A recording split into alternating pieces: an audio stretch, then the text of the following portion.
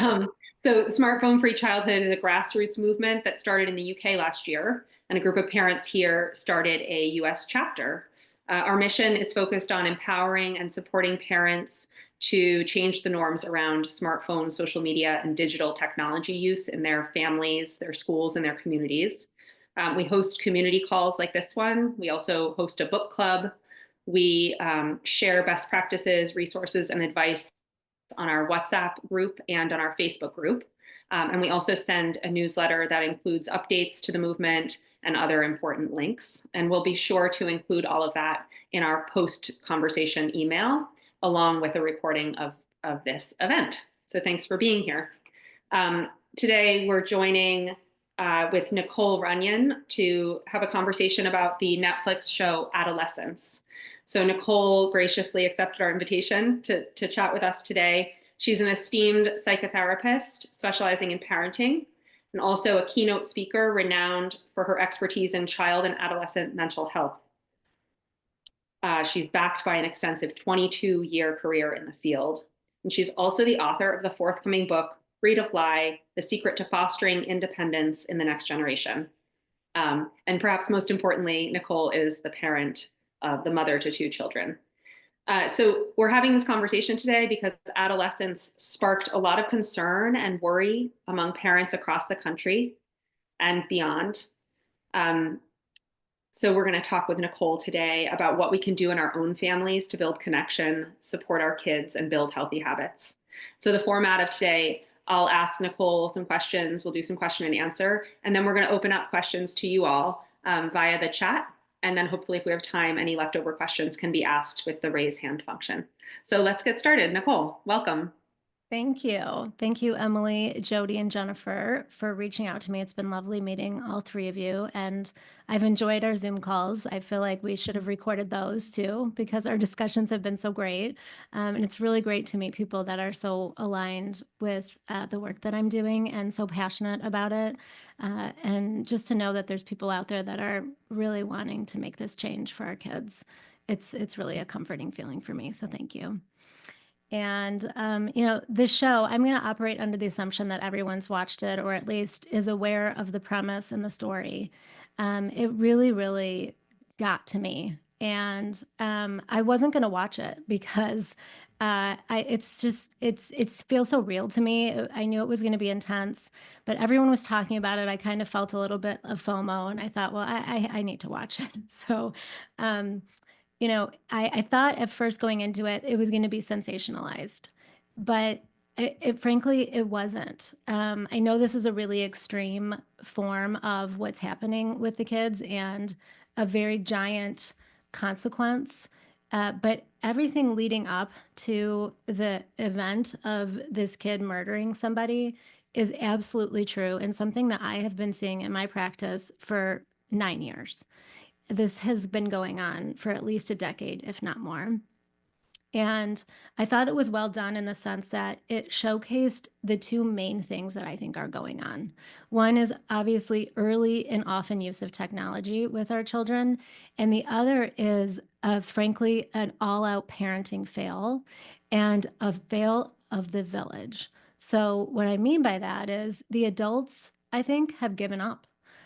We have sort of thrown our hands up and said, well, this is just the way it is. This is what the kids are doing, and there's nothing we can do about it. And I really, really want to stress that that is so absolutely not true. Parents are the foundation for how our society operates, for how the community and the village operate. And what I want to do is help parents know that they don't have to, throw their hands up and say, there's nothing we can do. Um, Jamie's story is just like a lot of our kids' stories. Childhood is painful. Growing up is painful. Things are hard. And we need our parents to know how to hold space and be the container for our kids when they're going through hard things and not turn away because we have our own stuff that isn't resolved from our childhoods. Our kids really need us right now. And the way that we show up as parents is what's going to move the needle and push this issue forward and help the kids not just prevent catastrophe, but thrive. and grow and mature. Great. Well, that is right in line with my first question. So, adolescence, the time of life, not the series, can be a really challenging time of life, as we all know. Can you talk a little bit about those particular ways that parents can help their kids meet challenges and tolerate discomfort as a path to growth and resilience? And the second part of that is what is lost or at risk with the retreat to the online life as a support system? Mhm. So adolescence starts at 9. Most people think it's closer to 12 or, kind of those teen years. It starts at 9 because what happens is a developmental growth spurt around the consciousness. So a child becomes conscious of themselves as an individual outside of the family. And at this point in life, friends become more important. They're more interested in pleasing their teachers, or if they're in some kind of organized activity, pleasing their coach. And this can come with a lot of anxiety. And we don't need to pathologize it. We don't need even therapy for it because it's to be expected, because all of a sudden the child is seeing themselves as, here I'm this little person and there's a big world and I don't know where I fit in. And so it can bring a lot of insecurity and uncertainty inside. And often what we see on the outside, what manifests is some extreme emotional behavior. Maybe a mild mannered kid before this phase of development all of a sudden becomes, more emotional, kind of acting out. There's outbursts. If they're boys, they tend to get a little aggressive at this age. And so, what parents tend to do is they tend to be really uncomfortable with this because nobody wants to see their child struggling. And the children are manifesting a sadness about growing up. So, there's one foot in early childhood and one foot in the teen years, and everything feels a little discombobulated. So, what parents can do is know that this is a phase of development and this is normal and it's okay to be anxious. And then the cure for this is independence.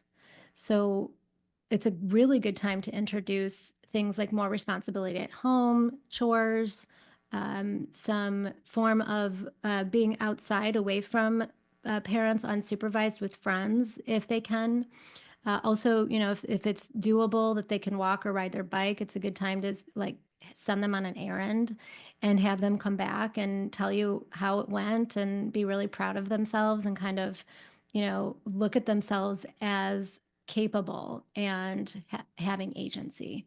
So what's happening is kids are going online during this time. Many kids are getting smart devices at this age because their parents want to keep in touch with them. Maybe they are getting a little bit more freedom. Maybe they're joining organized activities.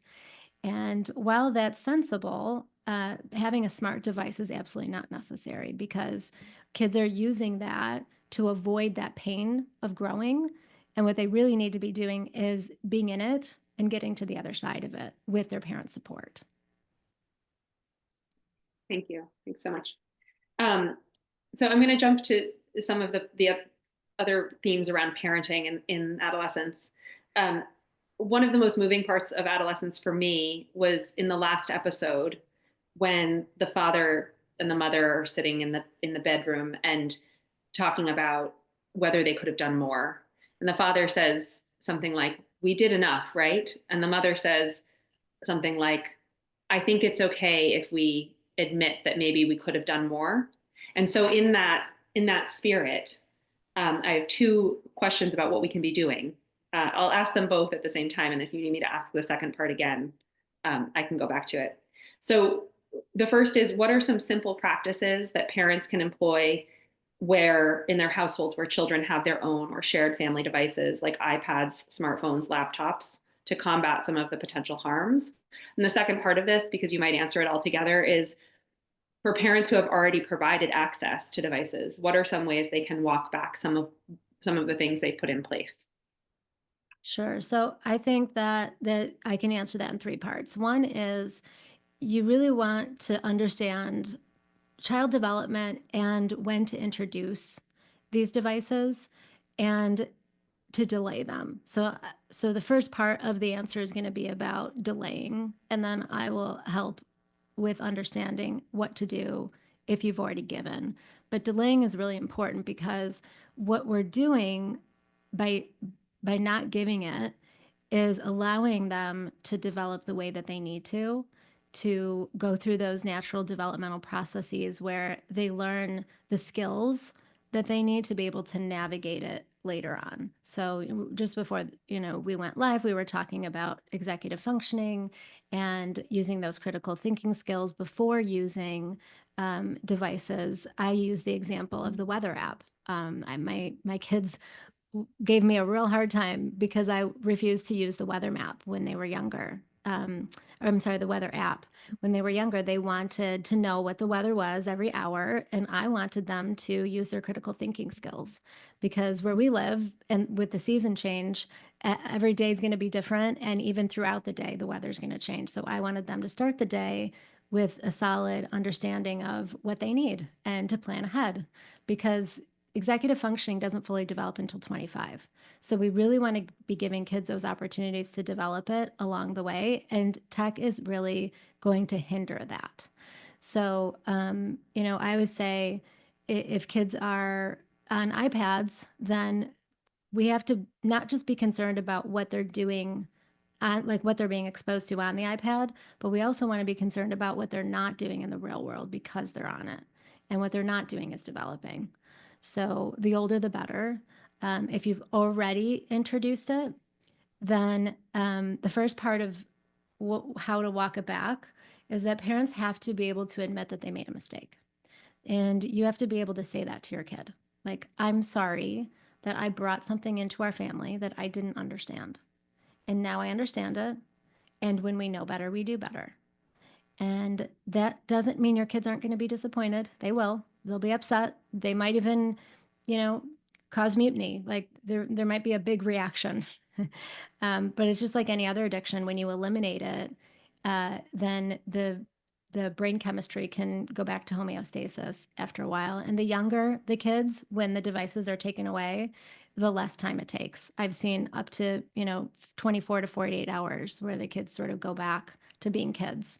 And many of the kids don't even ask for the devices back. And so then the third part of that is if you do have tech or you use tech or you've delayed tech and you've given it, there are some basic sort of boundaries that I recommend. And they really have to do with having lots of time to connect. If you think about it, like eye contact is is a way for us to feel safe in somebody's presence. And then, we go to facial expression if someone's smiling, if they have a warm look on their face, and then physical affection and touch, so hugs and holding hands. And if we're on devices, then we're not doing any of that. So it often puts us all, but especially children, into a place in our nervous system where we're trying to survive. It's fight or flight. And that doesn't feel safe and that doesn't feel good. So if you're a family with devices, you want to make sure you're connecting anytime you can. There should be tech-free zones in your house, whether that's like living spaces, or I always recommend like the dinner table or any kind of a meal that you're having together should be tech-free. There should be cutoff times, like at a certain time, all the devices get checked in a different room, and they should absolutely never be in bedrooms. That was a big issue in the show where, the mom had said, oh, he was in his room till 1 a.m. on his device, and I would have to tell him to get off and shut it off. And she was feeling regretful that she let him do that so late into the night. So these are basic, you really want to make sure you're spending a lot of time together. The other thing I try and do, just for me personally, if I'm on a device and my kids walk into the room, I make sure no matter what I'm doing, it's either if I'm in the middle of something important, I'll say, hey, I want to finish writing this email and then we're going to talk. Or if it's not that important, I will literally just put it down and look at them and give them eye contact because we really want them to know that they are the most important thing. And it's okay to say, I'm busy or I'm in the middle of something, right? Because we don't necessarily need to fall all over ourselves to serve them all the time, but we want to make sure they know that we care about what they want to say. Great, thank you. Yeah. Yeah, I wanted to share a parent that I know has a tech drawer in her kitchen. So as a really practical way to keep all the tech, it lives there and it can be, monitored and it's not in bedrooms. So I like that idea you gave about having tech-free zones and just Mhm. having like a collection point for those things. I just wanted to add that one of the things I really like the idea of is um, if you do give your child a device, it gets given as this is our device and we're allowing you to use it. So rather than saying, here's your new smartphone, have at it, it's sort of like you're creating a boundary around it that's like, I get to make the rules. I get to walk it back if it's not working. Like these are our family devices. They don't, so I just wanted to add those two things in line with what you're saying. So thank you. Yeah, I love that because I think that we need to be really intentional about them understanding that we have a right to see what they're doing on their devices, right? It's like nothing's private. The second that they put something out there, it's not private. So parents are absolutely privy to what their kids are doing online because everyone else is. So if you're connected to your child, you'll know if you need to check their device or not. Mm. And they need to know that you can check their device and that you will. It sort of keeps them honest. Yeah. Yeah. Um, So one of the things that we talk a lot about on smartphone free childhood and the various ways that we communicate is about how to curb our own use as parents. That the way we use our tech in front of our children really matters. What we're using it for, how often, all of these concerns. So I'd love to hear from you about what can parents do in terms of their own practices around smartphone and device use. I think that on a deep level, parents can do a lot of work on themselves, like self reflective work and um, whatever that means to you. I don't necessarily mean everyone has to go to therapy. That could mean that you go for walks more often or you know, do a meditation. I think that this stuff is disconnecting all of us. And it's not just the kids that are being affected by it. And us adults are getting that fight or flight feeling and that unsafe feeling because we're not looking into anybody's eyes, as many people's eyes, as much as we used to. So the awareness that you need to take care of yourself because we're the container for our kids. So what that means is that they take the shape of whatever shape we are.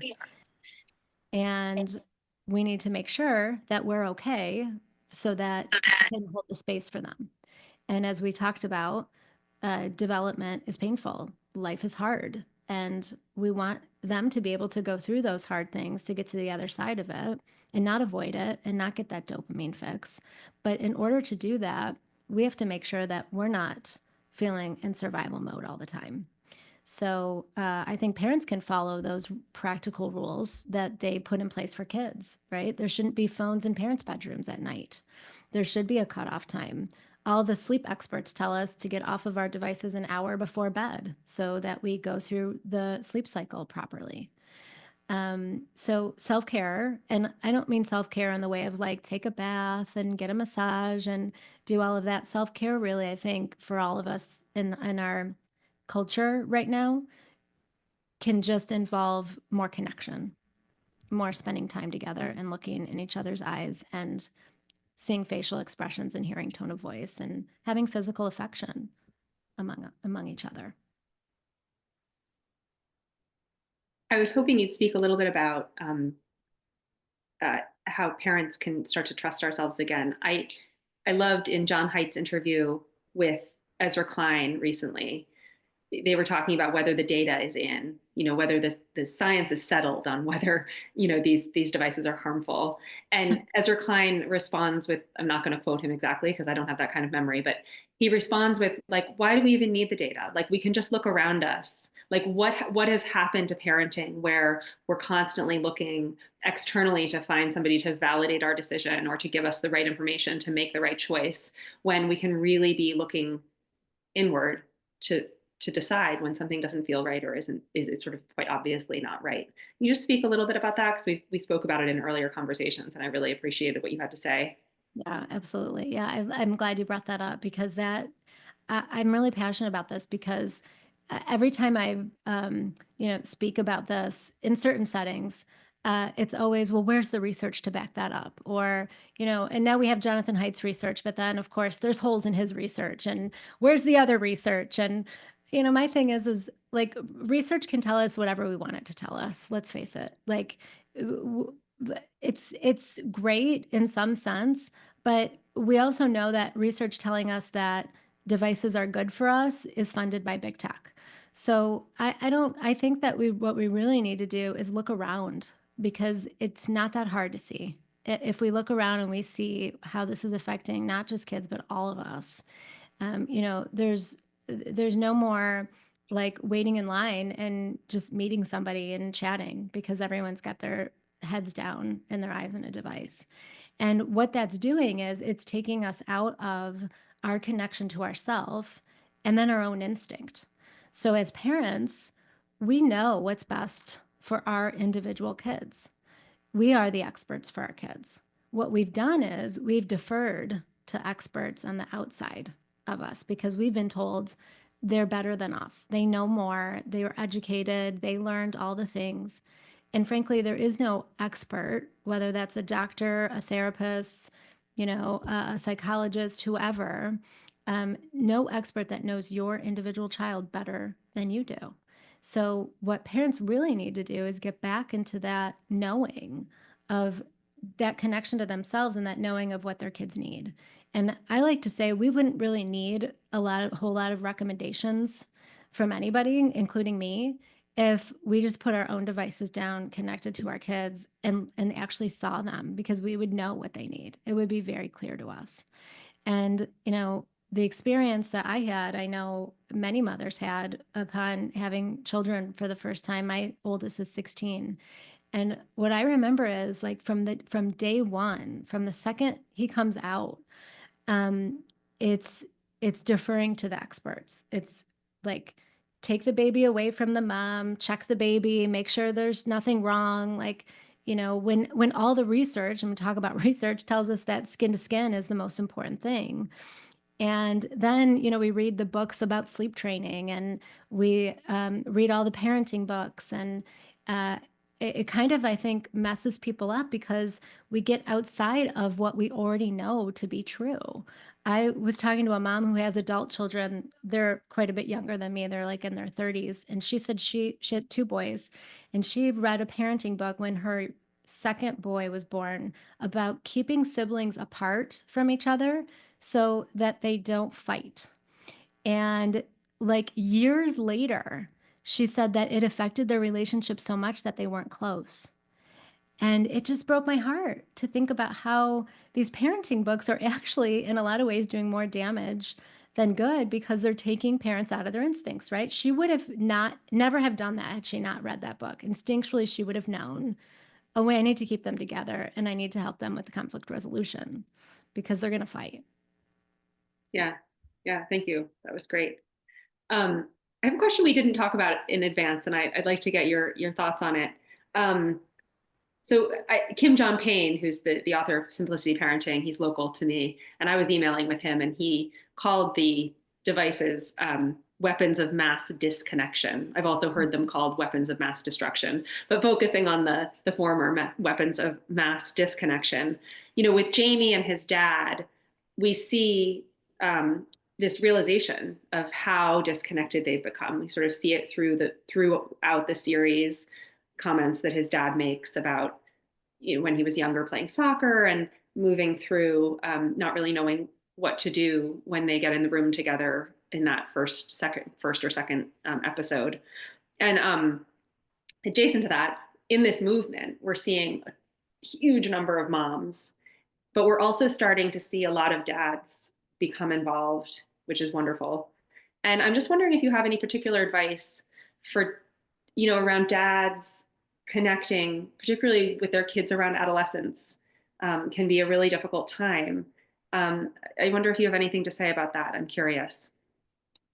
Yeah, I think dads are really struggling to know what their role is with kids. And you're right. It is as they get older, I think dads struggle because as they get older, they need less of the care, like doing their laundry and cooking for them and even driving them, um, and more emotional care.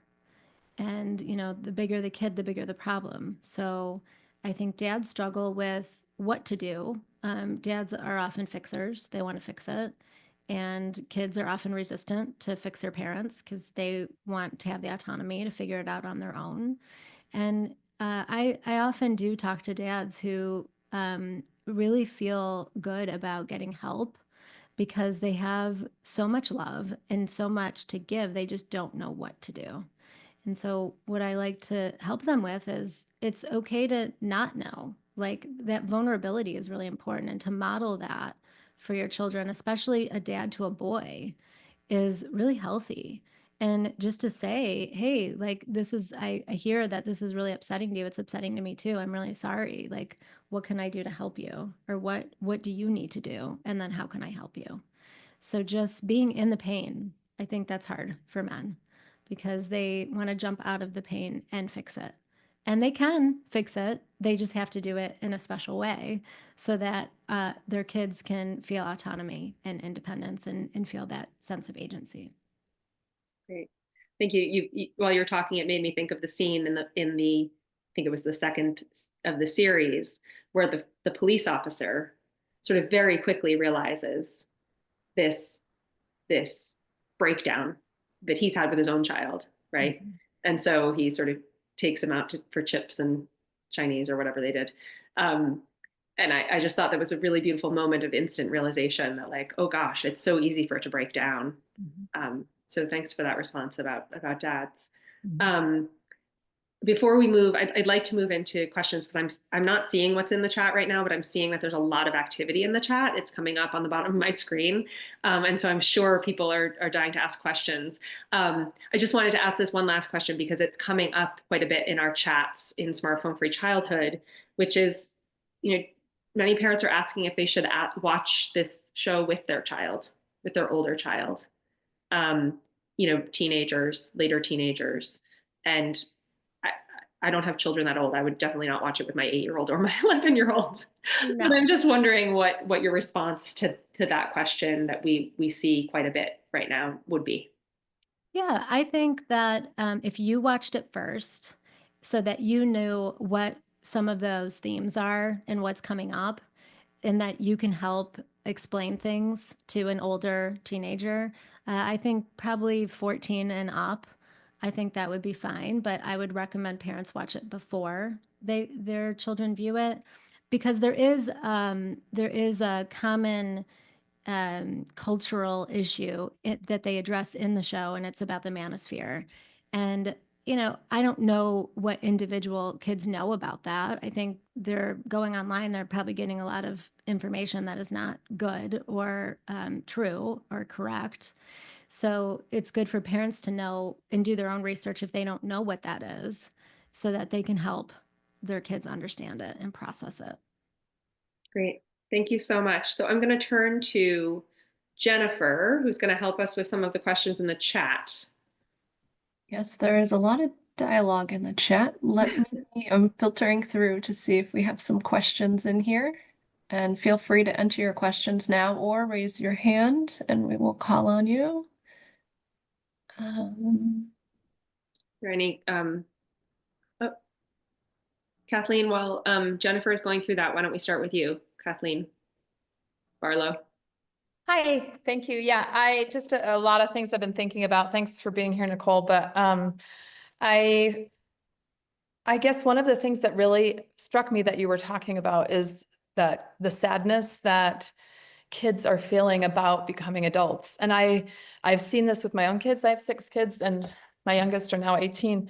And it's been befuddling to me because as a kid, I look back to my childhood and of course I was afraid of things coming up as an adult, but there was never a point that I remember not wanting to be an adult, because seemed a lot, it seemed cool and exciting, and there was lots to look forward to. And so I kind of just had my own little epiphany that I've seen this with my 18-year-old twins, that giving them more independence has helped them, like letting them go out and venture and encouraging that, because it's really hard these days for kids, I think. And so you really have to encourage it a lot.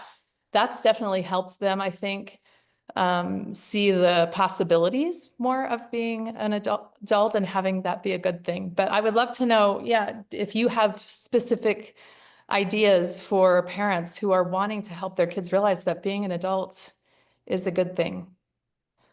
Yeah, I think that I always tell kids more like freedom and independence comes with responsibility.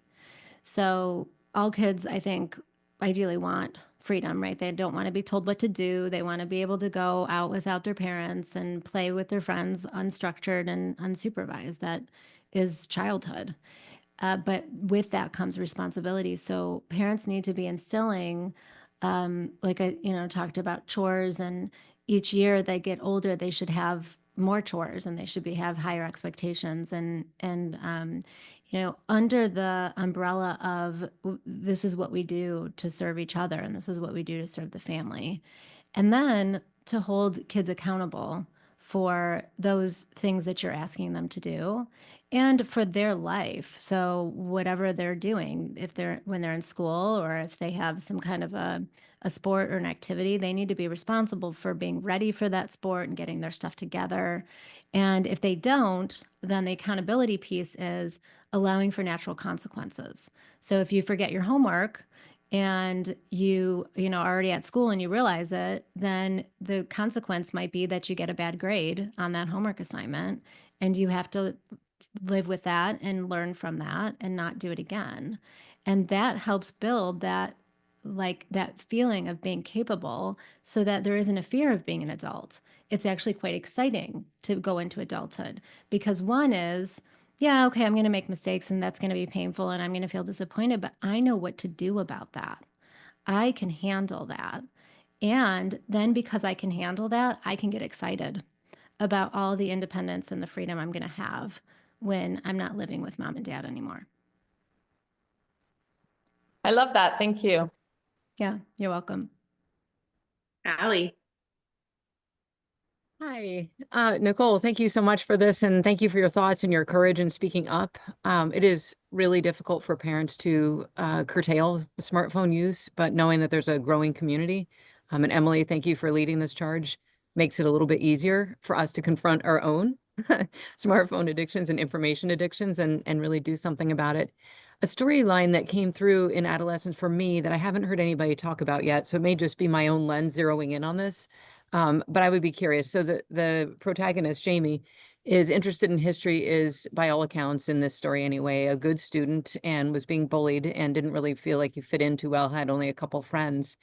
And that seems eerily resonant with the experience of neurodivergent kids, many of them who are very bright, maybe socially less fluent, feeling a bit ostracized, a bit other, and not really comfortable in their own skin. And, social connections are challenging because they're often ready for a higher level of friendship than their age group peers are, because they're emotionally and intellectually quite different and ready for existential concerns when their friends aren't even beginning to think about that. So they don't have any sense of belonging at school, not to mention the fact that school has been watered down for decades, and now even more so because of the pandemic, trying to catch everybody up. There's not even an intellectual fit for these kids. So I know that my lens is very much framed by this experience in my own family and also by the people I'm working with, but it's just one I'm curious about. Did that pop for you, or does that pop for you with any of your clients, those who might just feel like they're a bit out of step and, falling into the smartphone use even more so maybe than other kids, because socially it's so hard. If you're 1 in 10,000, it's really hard to find someone you can truly connect with, and that is so vital developmentally for kids to be able to connect in person with someone who in any way understands where they're coming from. Just curious about your thoughts about that part of it. Yeah, thank you for bringing that up, and thank you for being here. It's good to see you. I happen to think that this is in the same category as we've sort of thrown our hands up and said there's nothing we can do, because the community of people who are in place to help neurodivergent kids have decided that putting them on devices is good for them. They say it helps them regulate. They say it helps them not be so uncomfortable socially. It gives them an avenue to be social without having to work through the lack of understanding of social reciprocity. I 1000% disagree with that. I think that we shouldn't give up on helping these kids because, well, they may find careers where they don't ever have to talk to anyone and they can be behind a computer screen all day.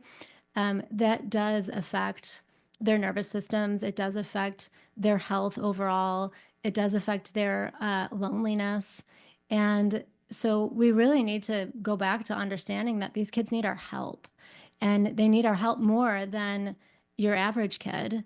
And so we actually should be not racing after putting them on devices and making them comfortable. We should be doing the opposite. We should be having more limits and boundaries on their device usage and helping them learn how to socialize and learn how to connect and learn how to also give themselves what they need if connecting and socializing is really hard for them.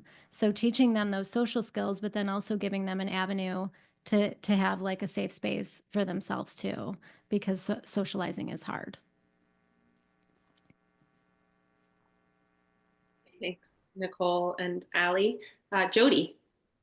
Somewhat related to Allie's question too. And I think Ezra Klein talked a little bit about this in his podcast about, neurodivergence and just being that kid who's sort of othered, and the emergence of chatbots, and character AI coming online, and how that's going to sort of take this issue into hyperspeed. And my big fear is these kids are going to completely disappear into the internet, because they have this friend who is now always responding, saying what you want them to say. There's never any friction in the relationship, and it's a big concern for me, and I think it's going to be coming very rapidly towards us as parents. And so I guess, Nicole, my question is, are you seeing any of this in your practice? Are you seeing any of these issues starting to pop up, specifically with AI chatbots, and possibly how to handle that? Yeah, absolutely. I am seeing that. I think any kid that, well, first of all, any adolescent is going to struggle to interact, right? I mean, the very beginning of identity development is at 12. So that's when middle school starts. And that's the first time a child is seeing themselves as who they are. So from 9 to 12, they're individuating. But then at 12, they're starting to say, well, these are my likes and dislikes. These are my character traits. These are my people, right? And that's hard. It's like a toddler learning how to walk. They're going to fall and they're going to be insecure. So if you take a neurodivergent kid, then that is going to be that much more magnified because they're not relating to really anybody. And it's so much easier, right, to go online and relate to a bot. So I hear about this a lot with the parents I work with. And those kids are more at risk for being harmed online. They're more at risk for being manipulated. And that is a huge concern. So all the more reason to really look at this with the lens of they need the adults, they need their parents, they need the community, they need teachers, they need all the people in place that are supposed to be helping them. And like I said, what I'm hearing from those people is, oh, it regulates them, give them the tech. So we need to understand this on a level of, no, the tech is harmful to them, just like it's harmful to any child, and they need us to step up. And it's going to be that much harder, right? Because the tech is available to them. They're going to want to go there. But we need to be the strong adults and stand in our own authority and say, no, we love you, and this is good. This is better for you, and this is what we're going to do to help you. Thank you. You're welcome. Thanks, Jody. Robin. Thank you so much. We've got a supportive school in our community. I'm in Ottawa, Canada, and we're with Unplugged. I'm part of, or connected to rather, Unplugged Canada, which is the Canadian branding, if you will, of the Smartphone Free Childhood Initiative. Just wondering, there's as we're doing the work, there is some pushback from parents, whether it's what about the data, or whether it's, you know, but I've got multiple kids, or what, there's this pushback, right? And from different areas. And I'm just wondering that line of, it's not all bad. There are some benefits to kids being online. Whether it's making some friends, or I honestly, I don't see it myself. I work in children's rights, and cyberbullying and online exploitation are major concerns of mine. So this is not a line of argument that I personally, get, but I hear it a lot. So I'm just wondering, when you hear that pushback from parents saying it's not all bad, there are some benefits, how do you respond to that? Or like, how do you kind of understand what some of those benefits are? Yeah, I love that argument, because uh, I think that what's missing in that conversation is the child development piece. So what might be good for like a 14-year-old is not good for a 4-year-old, but yet we're letting the 4-year-olds have what the 14-year-olds have. So that's one piece of it. The other piece of it is what's missing completely is the addictive part of the screens. So if something's good, then the child is going to want it all the time. And if you're a parent that wants to constantly have the battle of that 30-minute timer going off and having a tantrum because they want more, then more power to you. But I'm not interested in that. So whatever's good about it, they can wait for it. It's kind of like that marshmallow test, right? Like if people don't know about it, it's a psychological experiment where you put one marshmallow in front of a child and you say, you can eat this marshmallow now, but if you wait 15 minutes, you can have 2 marshmallows. And what does the child choose? Like sometimes they want that marshmallow right now, and sometimes they're willing to be patient and wait. And the whole experiment is designed to teach kids that if you wait, if you exert patience, then you will get more than actually what you would get like in the present moment. So I don't see a problem with waiting to use it if it's good, because one, we prevent the addiction, and two, we allow them to develop naturally. Because what it's adding to their life to introduce it sooner is really no more than it's going to add to their life when they're getting it later. And in fact, allowing them to develop is more of what they need than anything else. Thank you. I love that idea of like, we often think about the harms, but I also like to think about what are we withholding, or what are they missing when they're not having, what are they missing because they have the tech? It's sort of like, and what are we putting in place of it, or reframes of the problem that can help sort of inspire movement, I think. So thanks for that. Yeah. Mina. Hi, thank you so much for this program. It's absolutely fascinating. It's a huge discussion, and I'm so glad that you're broaching it. I'm an integrative learning specialist here in New York City.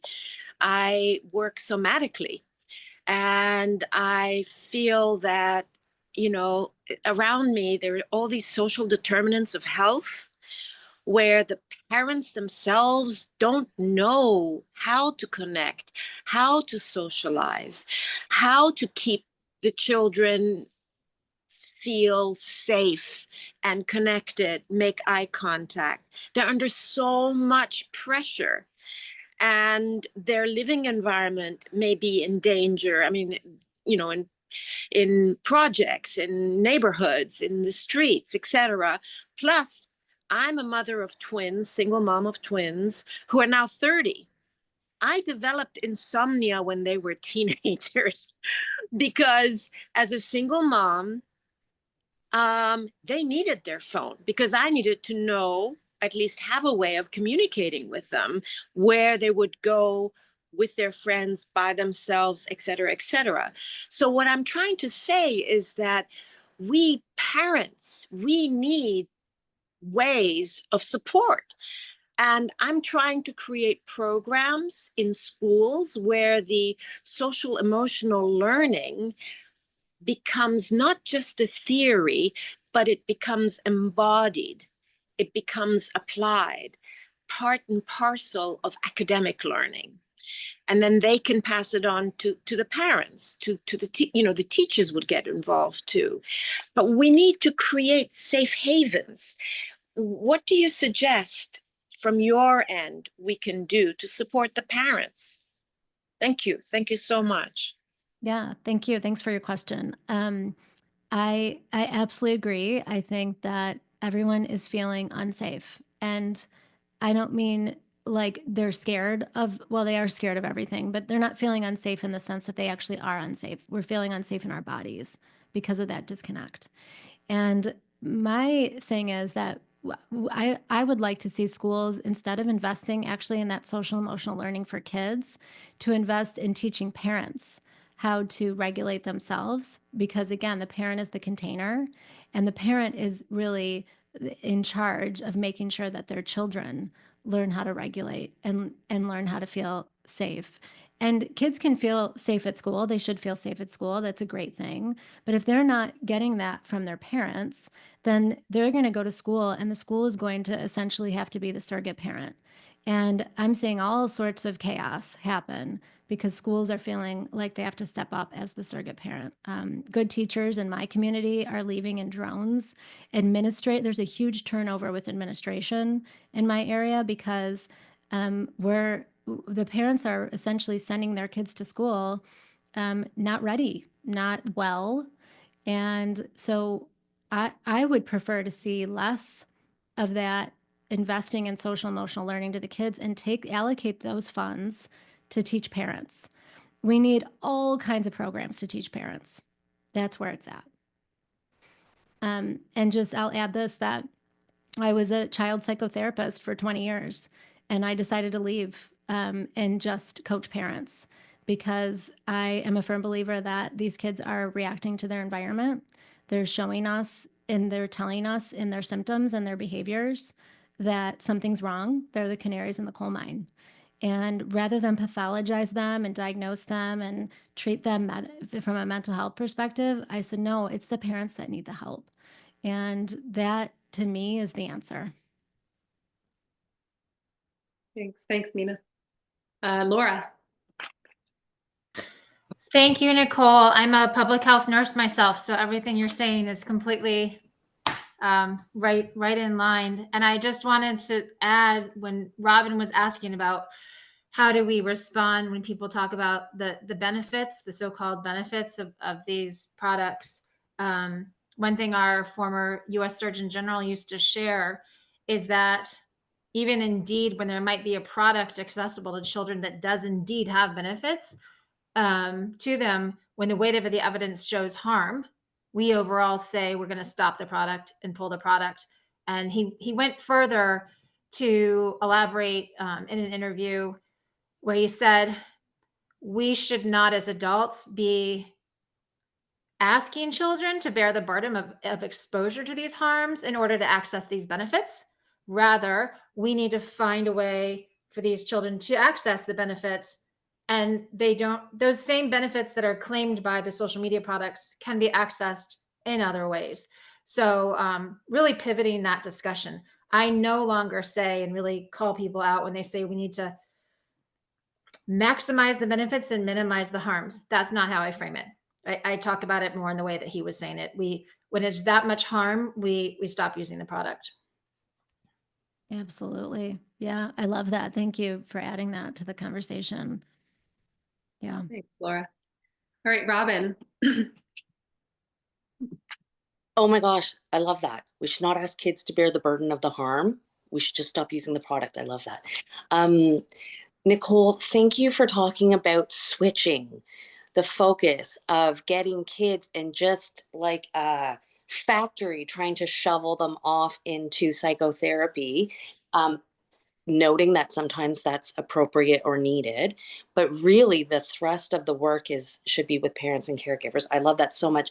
I'm wondering, with your clinical background, Are there particular parenting programs that really stand out to you? One, for example, I'm thinking of is the Circle of Security parenting program that really teaches that idea of being a container and being with. I'm wondering if you have thoughts on that one, or if not, on other parent support programs that stand out to you, or models or approaches. Well, I go kind of old school into that with the Parenting Styles by Tamarind. So there's the authoritative parent, authoritarian, permissive, and the neglectful parent. So there's those 4 types. And the most ideal type is what's called authoritative. And it's a lot of love and support. So, if your kid is struggling with something emotionally, it's getting down to their level, giving them eye contact, giving them physical affection, talking to them about how they feel, validating their feelings. And then on the other end of that, so it's kind of like scaffolded, there's the firm boundaries and strong parental authority. Now, when I say authority or discipline, I think people get triggered. I don't mean like beating kids up or corporal punishment. I mean, like, you set a rule and you're serious about that rule, and there's a consequence, or allowing for a natural consequence if that rule is broken. And with those 2 things, children are scaffolded then to grow and mature and be independent naturally the way that they need to. So in today's context, what that looks like is, if we need to say no to the tech because we know it's not good for them, it's okay to not be their friend. It's okay to disappoint them. It's okay to make them uncomfortable because they're the only one without the device or the only one without social media. That is perfectly okay because we're doing it out of love. And so with those 2 things, that helps protect our kids, and it makes them feel safe. While they might fight and resist us, they're safe with that. John in New Jersey. Hi, Nicole. Great stuff here, and I'm sure we could go hours and hours more with this. It's such an important topic. With some of the time we have left, can you go in short and tell us about your book, why you wrote it, who the audience is, what you're hoping to get out of the book? Yeah, thanks for asking. So the audience is parents. Certainly, a secondary audience could be teachers, educators, anyone really interfacing with kids. What I wanted to do was educate the adults on what the kids need, because I think we have a lot of understanding of the problem, and I really want people to know what to do, and I want to arm them with the information. So a big part of the book is all about child development. And I go through development in 4 parts. One is movement, because that's super important to brain development. That actually leads to brain development, which I then talk about. And then I talk about social emotional growth. And then I talk about a connection to self, which I define as 3 points in childhood where kids become independent. They separate or individuate. And I mentioned 9. The other 2 ages are 2 and 16. So 2, 9, and 16. And that's about half, but it's a little under half of the book. Because again, foundationally, I think if the adults knew that, like, for example, a 3-year-old should be learning how to tie their shoes and get themselves dressed and be frustrated by that and get to the other side of it rather than having an iPad in their lap, then maybe they wouldn't give them the iPad, because they know that these developmental tasks are really important and we don't want to step in and disrupt that. And then I talk about the different styles of parenting, like I just talked about, and what's most ideal, and how parents need to make their kids uncomfortable, and parents need to be uncomfortable in themselves. The very first chapter is called The Mirror. Our kids are a mirror for us, and we see ourselves in them, and we really want to make sure we're resolving what's in us, because we don't want to be looking at us. We want to be looking at them as individuals. And then I talk about tech, big tech, and what it's doing in one of the chapters. I don't make the entire book about that, because I think Jonathan Haidt did a really good job of that, and nobody else needs to do it because he mastered it.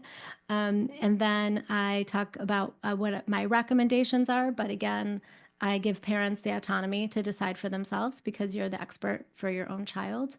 I talk about generational differences and how that's affected our current parenting. I think we're being way too permissive and way too concerned about their feelings because our feelings weren't really concerned with. And that's given us a lot of wounding. And so we've pendulum swung so far in the other direction that we're overdoing it. And really just, I want to empower parents to know that we're the answer. We are so, so, so powerful. And our influence on our children is more important than any other influencer that's out there. And, I'm modeling that. I use some personal stories. And I was fortunate enough to get some permission from some of my clients to use their stories. So hopefully it's engaging for people. I didn't want it to be a boring psychology book.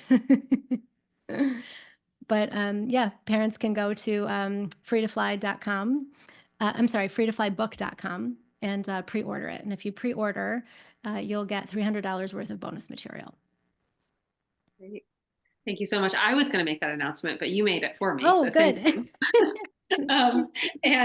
So yes, thank you so much to Nicole. We've reached, it's just very nearly 1 o'clock. And hopefully everybody here has seen in the chat how you can connect more with Smartphone-Free Childhood and the other things that we offer, including very much related to what Nicole just talked about, a book club discussion about Hold On to Your Kids, which is Gabor Mate, and he's a co-author. I'm forgetting. Brain. Yes, I'm forgetting too. Feld, I think. is the other. Thank you. Thank you. Yeah, so that's on April 30th, and you can learn about that on our website. And join us on WhatsApp and let's keep the conversation going. Thank you so much, Nicole. And thank you to everyone who joined us today. We really appreciate everyone's interest and involvement in this really important work. So thanks. Thank you. This was great. Thank you, everybody. All right. Take care.